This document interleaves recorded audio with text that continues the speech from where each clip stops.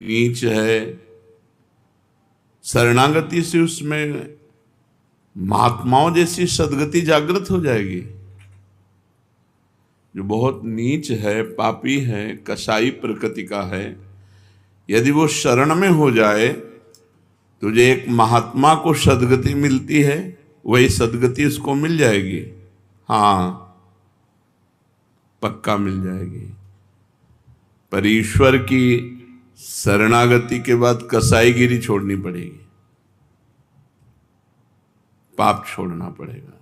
जो हिंसा करता है, जो नीच आचरण करता है, उसे छोड़ना पड़ेगा, तभी वो शरणागति हो सकता है। शरणागति का मतलब है संपूर्ण मन, तन, प्राण, वचन, कर्म, अहम सब भगवान को समर्पित कर देना। तो अब उनसे गंदे काम कैसे हो सकते हैं, क्योंकि वो तो भगवान को समर्पित किए हुए हैं। जैसे अपना जूठा हाथ भगवान के पात्र में लग जाए तो हमें बड़ा पश्चाताप होता है। अशुद्ध हाथ भगवान के पात्र में लग जाए तो हमें, अगर कहीं पैर छू जाए तब तो हम उस पात्र का भी प्रयोग करने का भाव छोड़ देते हैं कि अब ये भगवान की सेवा में कैसे ले जाएं इसे, क्योंकि हमारा पैर लग गया या हमसे अशुद्ध हो जाए।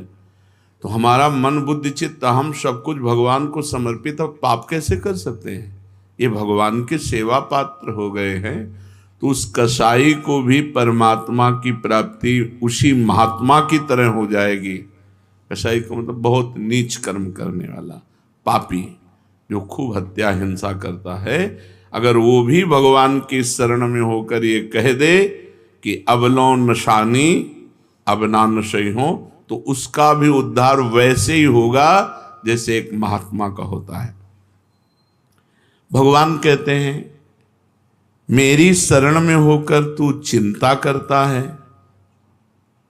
ये मेरे प्रति संशय है, ये अपराध है, तेरा अभिमान है और शरणागति में कलंक है, अपनी चिंता करना। अब हमको अपनी चिंता नहीं करनी। पाप कब होते हैं? जब हम अपना शरीर भाव से चिंतन करते हैं, मैं स्त्री हूं, मैं पुरुष हूं, मैं ऐसा ऐसा। तुम्हें अपना चिंतन नहीं करना तो क्या करें? मामुनि स्मर, भगवान कर मेरा स्मरण कर, तू मेरा शरणागत है तो मामुनि स्मर युद्ध च, अपने कर्तव्य कर्म को कर और मेरा स्मरण कर। तेरा ये काम, तेरी सारी जिम्मेदारी योगक्षेमम वाम्यम वो मैं देखूंगा। तेरी रक्षा करना, अप्राप्त को प्राप्त करना, ये मेरा कार्य है। भगवान अपना कार्य करे, तुम अपना कार्य करो। तुम्हारा केवल कार्य अनन्य चिंतयन्तो माम, अनन्य भाव से भगवान का चिंतन। जो शरणागत होकर अपनी चिंता करता है वो भगवान के प्रति संशय करता है, वो भगवत अपराध है और ये तेरा अभिमान है और ये शरणागति में कलंक है।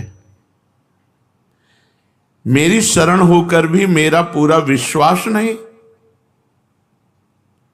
मेरा भरोसा न रखना, ये मेरे प्रति अपराध है। अपने दोषों को लेकर जो साधक को चिंता होती है, वास्तव में वो दोषों की चिंता नहीं है, अभिमान है। वो मूल में तो सारे दोष अभिमान में ही वास करते हैं। कहीं ना कहीं तेरे को अपने बल का अभिमान, इसलिए मैं चुप बैठा हूं। तू दोष मिटाने में असमर्थ हो जा, मैं दोष मिटाने में समर्थ हूं।